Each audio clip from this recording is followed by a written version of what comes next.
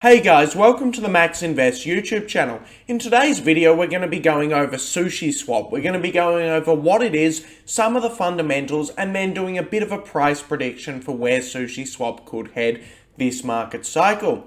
Of course, if you enjoy the video, remember to like and subscribe to the channel, and remember nothing in this video is financial advice. So, the way I like to think of Sushi Swap is basically as a decentralized cryptocurrency business. Sushi Swap actually does have a revenue stream, and there are a range of factors that help the Sushi token. So I do like to think of it as a cryptocurrency business, and we'll use that as a bit of framework later in today's video. So, basically, for some background on Sushi Swap is a fork of Uniswap. This means they're essentially using a very similar code as to what Uniswap are using. However, they've done a fork, which means Uniswap goes off in its own direction and Sushi Swap is just another direction of Uniswap. Sushi Swap was launched on the 26th of August 2020, so it's pretty new, and it was founded by two people who are actually pseudonymous and called OX Makey and Chef Nomi. So it was found by two people who want to remain anonymous, which is quite unusual in the cryptocurrency space, and a lot of the big crypto founders are actually out in the public. Of course, Satoshi Nakamoto, who founded Bitcoin, is anonymous, however, a lot of these other guys are not.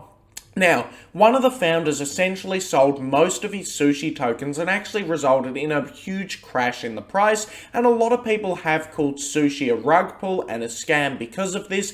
However, despite the owner selling a lot of his tokens, Sushi pushes on, and it has broken new all-time highs since the huge crash in price. So, what actually is Sushi Swap? There's some background on Sushi, but what actually is it? Well, Sushi Swap is a decentralized exchange. A cryptocurrency exchange is a place where users will buy and sell cryptocurrencies on. There are centralized exchanges such as Binance, Coinbase, and Bitfinex, and many of you may have bought your cryptos off these centralized cryptocurrency exchanges, which are controlled by central bodies. However, more and more users have been migrating over to exchanges that are decentralized. These are like Sushi Swap, Uniswap, and Pancake Swap.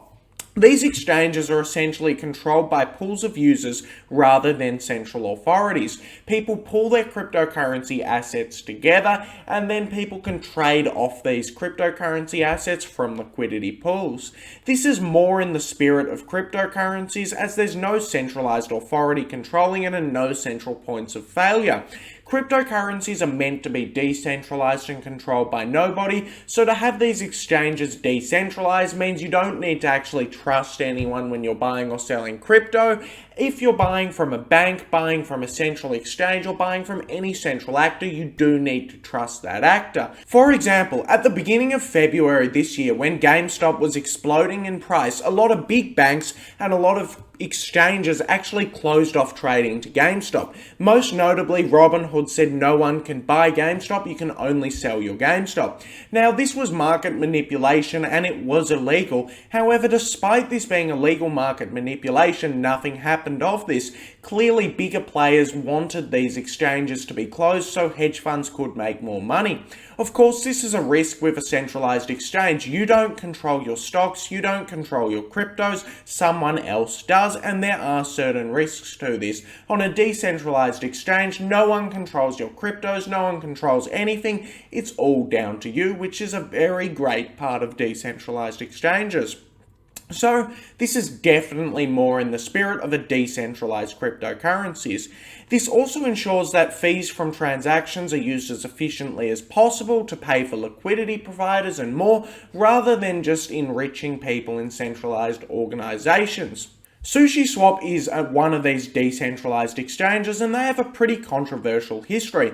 Sushi Swap launched a vampire attack on Uniswap. So, what a vampire attack is Sushi Swap essentially offered enhanced incentives at the beginning for liquidity providers to migrate over to Sushi Swap, provide liquidity, and really kickstart the protocol, something that's very difficult to do and can take a lot of time for decentralized exchanges. Of course, what this meant is many Uniswap liquidity providers eventually transitioned over to Sushi Swap to earn the Sushi token as rewards. As such, the vampire attack seemed to work very well. However, it definitely was quite controversial in the community. Now, Sushi Swap is basically just a decentralized exchange. This means it's not too complicated. You buy and you sell your cryptocurrencies from SushiSwap. It's really as simple as that. So basically, it's just a cryptocurrency business with a very simple model, with a very simple business model, such as say Robinhood or other businesses, which means there's not too much to go into about it. However, there is a bit more to it than other decentralized exchanges like Uniswap. The difference with SushiSwap, and a big difference why a lot of people think SushiSwap will eventually overtake Uniswap, is basically those participating in the protocol will have a say in its evolution.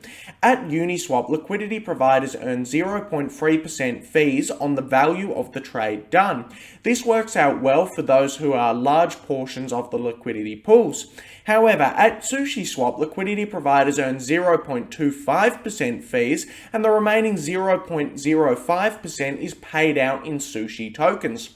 So, as a result, liquidity providers are actually given the Sushi token whenever they provide liquidity to the network, which gives them a stake in the network, and they can basically vote on governance proposals, and this should add value to the SushiSwap token, more so than, say, the Uniswap token. So let's take a look at some of SushiSwap's tokenomics. 51% of all sushi has already been mined, which is 127 million sushi. Now, this gives them a market capitalization of $950 billion, however, a fully diluted market cap of $1.855 trillion. Of course, this fully diluted market cap will be reached when all of the sushi has been set out into supply. Now, I did tell you I'd like to think of something like Sushi as a cryptocurrency business. This is because it directly competes with the centralized exchange in a range of different ways. So Sushi is directly competing with other businesses, and we can look at a few metrics to see how well Sushi is going. So, if we annualize out SushiSwap's revenue, we can see that SushiSwap makes $500 million per year roughly. Where does this revenue come from? Well, whenever people trade on SushiSwap, a fee is generated. This fee is then redistributed back to the liquidity providers, and that's how they get more money, and that's how it works. However, this fee is generated every single time. So what we can do is we can see the price to sales ratio, where we divide SushiSwap's market capitalization by their revenue. This gives SushiSwap a price to sales ratio of 3.45. Now, this is extremely low. In fact, Ethereum's price to sales ratio is roughly 25, Uniswap's price to sales ratio is roughly 10. So when we directly compare SushiSwap's price to sales ratio to these other cryptocurrencies, we can see it looks pretty undervalued. Now, this is on top of the fact that SushiSwap liquidity providers get more SushiSwap tokens, which should add value to the network, so it does look a bit undervalued.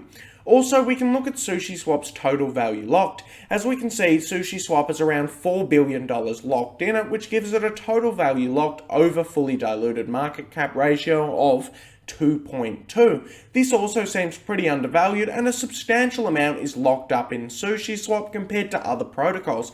Only a little bit more is locked up into Uniswap, and it does seem like SushiSwap is better than Uniswap in a whole range of different ways. So if we're talking about price predictions for this market cycle, I'm not going to go too in-depth this video. However, Sushi has been on a general uptrend ever since it began. It has sort of continued to go up from around 50 cents all the way to $7.50. Of course, SushiSwap was recently on the 20th of May at highs of around $22, and I do think it will once again re-break these highs. I do think it's pretty undervalued, but if we do see Bitcoin trade sideways for a bit longer, I think Sushi will also trade sideways. It'll probably trade sideways and slightly down until Bitcoin breaks again. However, if we're assuming that Bitcoin's going to go to around $100,000 this market cycle, and Sushi's going to gain in dominance against Bitcoin, a $50 SushiSwap token is seeable. I do think it is a possibility that Sushi could get to 50 this market cycle, however we will need to wait and see. Of course, as I've already said, SushiSwap is a cryptocurrency business. It's directly competing against other cryptos like Uniswap, who are also DEXs, and if more and more people use Uniswap over SushiSwap, well then SushiSwap won't go that well. Also, if more and more people use centralized exchanges over SushiSwap, well, it won't also go that well. However, we have seen a very clear trend where there are now 2.5 million DeFi users, and more people are using decentralized finance like SushiSwap by the day. So I do think for decentralized exchanges, the way is only up from here. I really do think a lot of these will gain in a lot of value over time, and I do have high hopes for Sushi in the future. I don't actually own any SushiSwap tokens myself. I'm mainly trying to get more and more Ethereum right now. However, I definitely would consider some of these decentralized exchanges, and they are very interesting. Of course, if you enjoyed the video, remember to like and subscribe to the channel. It would be much appreciated, and it would help us get to 1,000 subscribers. Thanks for watching the video.